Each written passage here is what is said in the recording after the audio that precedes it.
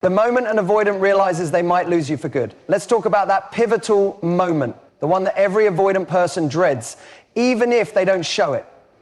At first, distance feels like control.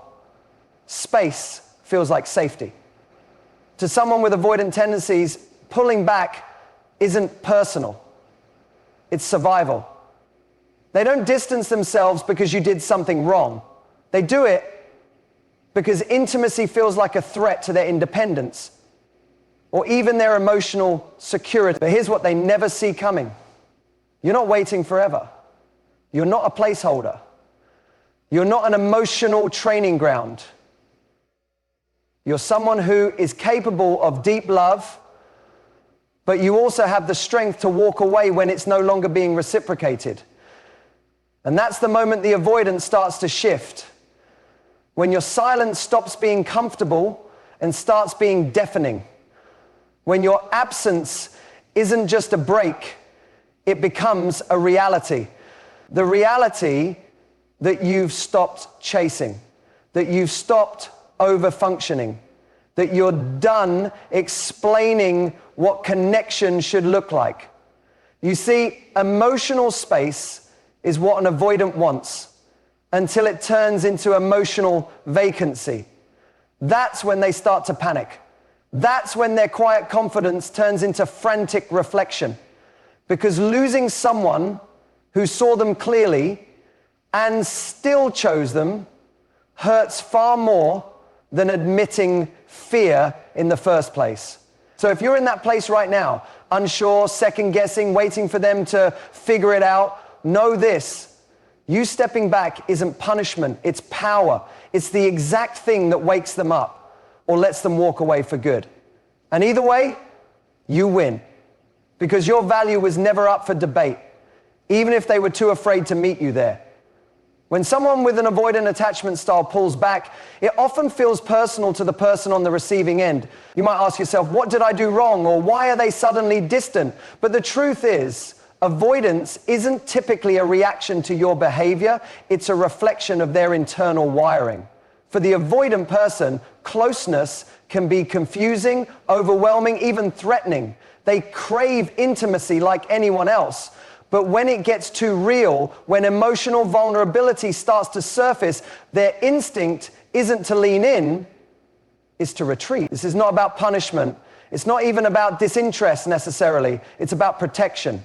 Deep down, many avoidant individuals fear that closeness will lead to rejection, suffocation, or a loss of self.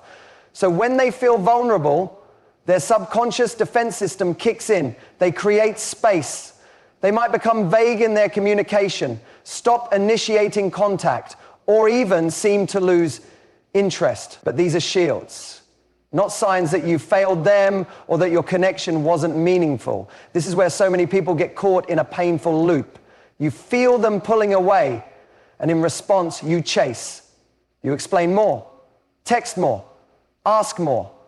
You think if you can just be clear enough, loving enough, patient enough, they'll come back around. But what often happens is the opposite. The avoidant feels that energy as pressure, which triggers more withdrawal. And so the dance continues. Understanding that their withdrawal is not about you is incredibly powerful. It's the shift from reacting emotionally to seeing their behavior for what it truly is, a coping mechanism. Think of it like this. When avoidants get close to someone who stirs real feelings, the stakes suddenly become higher. That closeness activates a part of them they don't quite know how to manage. So instead of navigating that terrain, they back away, hoping the distance will bring safety. But what they're really doing is creating a gap between themselves and what they most desire, connection. If you internalize their retreat as rejection, you'll stay stuck in a pattern of self-doubt and unforgiving. But if you see it for what it is, a reflection of their internal fears and not your inadequacy, you step back into your power. You stop trying to manage their emotional landscape and start managing your own boundaries. And here's the deeper truth. Many avoidants don't want to hurt anyone. They're not malicious. They often don't fully understand why they act the way they do. Their avoidance isn't calculated. It's reflexive. It's the emotional equivalent of pulling your hand away from a hot stove. So when they disappear, it's rarely because they don't care. It's because caring has triggered something deeper, something unresolved.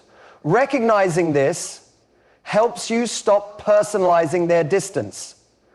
It allows you to move forward with clarity instead of confusion, compassion instead of bitterness. Because at the heart of avoidance is fear, not a lack of feeling. And once you understand that, you can respond with strength, not desperation. When someone with an avoidant attachment style starts to feel overwhelmed by emotional closeness, their first instinct is often to pull away. This retreat may come in the form of delayed responses, emotional unavailability, or even complete silence. While this can feel frustrating, confusing, or even painful to someone on the receiving end, what's often misunderstood is the effect your own silence can have on the avoidant. For them, silence isn't always a relief. It can, over time, become deeply unsettling. In the early stages of pulling back, an avoidant person may feel a sense of control. They've created space, and that space feels safe. They believe they've reduced the emotional intensity, and in doing so, they protect themselves from vulnerability. Your lack of reaction might initially seem like confirmation that their method worked. You haven't chased, you haven't pushed, so perhaps they feel momentarily validated in their retreat. But as the silence stretches on, something subtle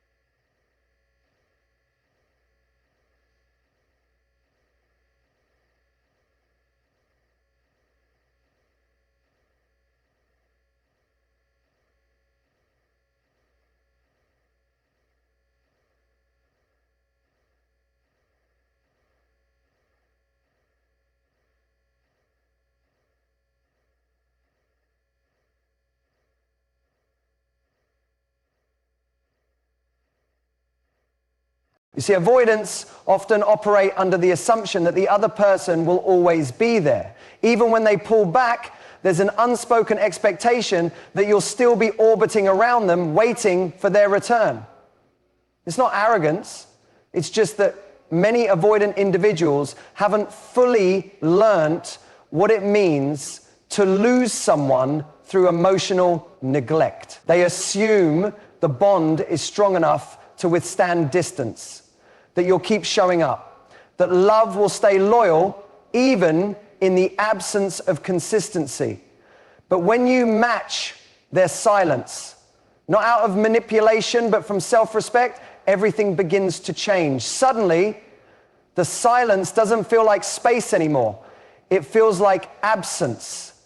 It becomes a mirror that reflects back the consequence of their avoidance. In that quiet, they begin to wonder, did I go too far? Why haven't they reached out? Did I push them away permanently?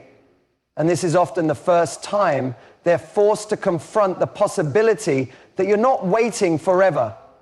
That shift is powerful. The silence that once protected them starts to feel like loss. And not just any loss, but the loss of someone who made them feel seen, accepted, and cared for. That's not easy to replace. Avoidants tend to bury emotion in the moment, but that doesn't mean it disappears. It resurfaces in the spaces they tried to create, in the stillness they thought would bring peace. When you stop filling the gap with reassurance, questions, or emotional labor, the avoidant is left alone with their thoughts.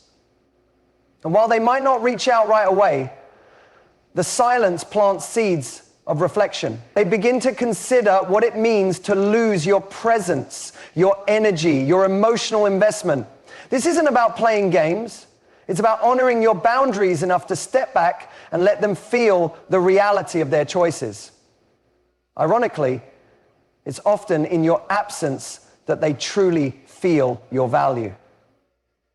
The connection they thought they could keep on pause starts to feel like something that might not return. That's when silence becomes louder than any words you could have said. The moment you stop chasing is often the moment everything begins to change. Internally for you, and unexpectedly for the avoidant partner.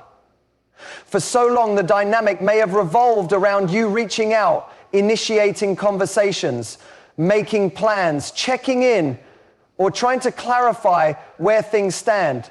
Whether consciously or not, you may have been carrying the emotional weight of the connection, trying to keep it alive through your efforts. But when you reach that breaking point, when you finally stop, you shift the dynamic entirely, and the avoidant begins to feel what they've been trying to avoid all along, the fear of losing you.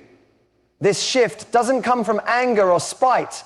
It usually comes from exhaustion, emotional fatigue, from giving and receiving little in return. When you stop chasing, it's not about giving up on love. It's about choosing yourself. It's about finally understanding that love should be mutual and that you deserve to feel seen, wanted, and pursued too. That decision, quiet and dignified, is often the catalyst that brings clarity to the avoidant. Because while they may have been distancing themselves, part of them was likely counting on your continued presence. Avoidants often believe on a deep level that love is conditional or dangerous. They fear engulfment just as much as they fear abandonment. So when you're the one always showing up, always proving your loyalty, always working to keep the connection going, it feels safe for them. But it also gives them the illusion that they don't have to meet you halfway. Your pursuit allows them to remain in a passive position, never fully having to engage, commit, or emotionally risk anything. But when you pull back, when the texts stop coming, when the emotional availability disappears, when your energy is no longer circling around them, the silence becomes unmistakable. That's when the avoidant begins to question everything. Wait, where did they go? Are they really done? Did I mess this up? Suddenly, the comfort of space becomes the discomfort of distance. The emotional safety they once found in retreat becomes emotional insecurity. They can no longer rely on your chase to reassure them of your presence.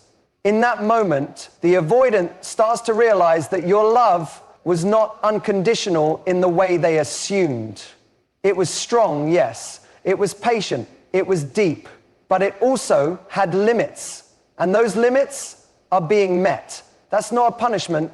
It's a boundary. And boundaries, ironically, are what often wake an avoidant up to the value of what they're about to lose. It's when you stop chasing that your presence becomes most felt. Not because you're gone in anger, but because your absence is filled with dignity. You're no longer trying to earn love that should have been freely reciprocated.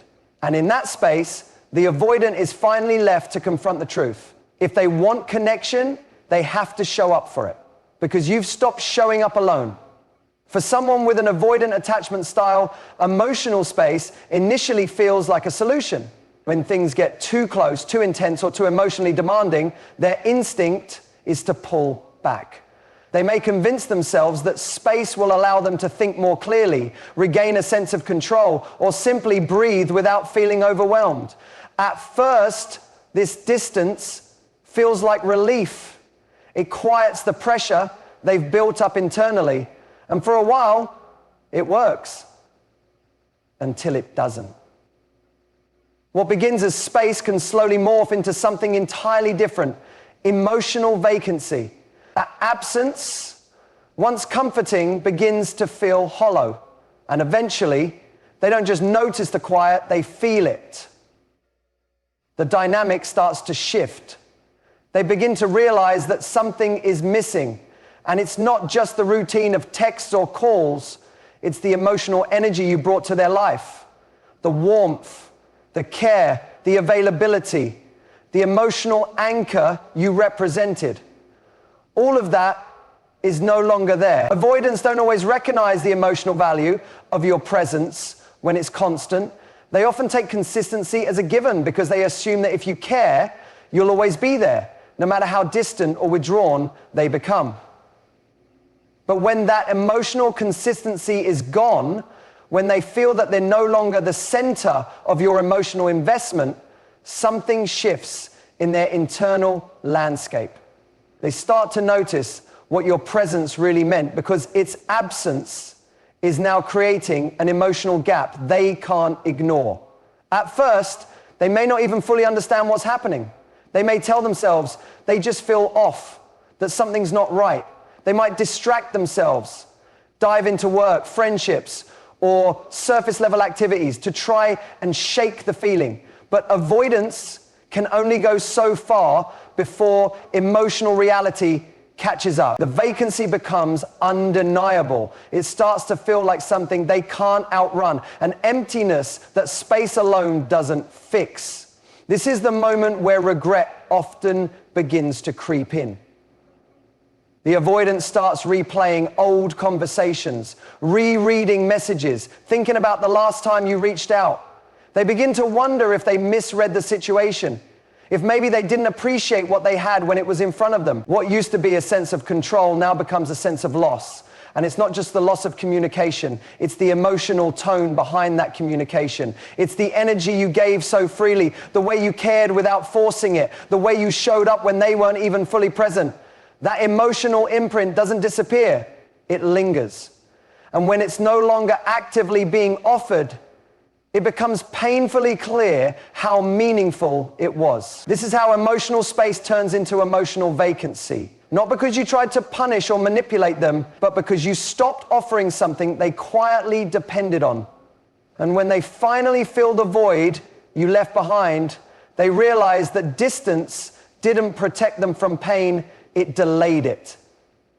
Because real connection doesn't just vanish, it echoes. And that echo is what they begin to hear louder than ever. Whether an avoidant partner comes back or not, the true power lies in your ability to recognize your worth and hold your standards. For someone who's been emotionally investing in a relationship with an avoidant partner, the experience often includes waiting, overthinking, and trying to decode mixed signals. You might bend to accommodate their fears, avoid pushing for clarity to keep the peace, or even shrink parts of yourself to avoid overwhelming them. But at a certain point, something shifts. You realize that love shouldn't require constant self-abandonment. You begin to understand that being patient is not the same as being passive, and that love is not proven through endless endurance. It's proven through mutual effort. When you get to that place where you stop trying to prove you're safe for them, stop trying to make them see your value, and start showing up for yourself instead, that's when the dynamic truly changes. It's not about playing hard to get or engaging in emotional tug of war. It's about letting go of the illusion that your effort alone can heal someone else's fear of intimacy. It's about releasing the weight of being responsible for their growth while honoring your need for emotional reciprocity. This internal shift is powerful. It's quiet, but it's defining. You're no longer reacting to their avoidance, you're responding to your needs. And this changes everything, not just for the dynamic, but for your self-worth. You realize you don't need someone to validate your worth by choosing you. You choose you. You choose peace over anxiety, clarity over confusion, emotional consistency over emotional highs and lows. That decision is what reclaims your power. From the avoidance perspective, this is often a jarring experience. They're used to a certain pattern. They pull away, you reach out. They become distant, you fill the gap. But now, the gap remains, and your silence doesn't come with anger.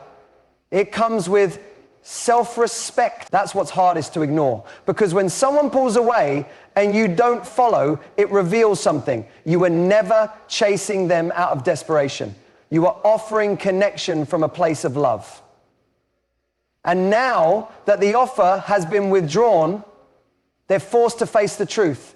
If they want you in their life, they have to step up. They have to come forward.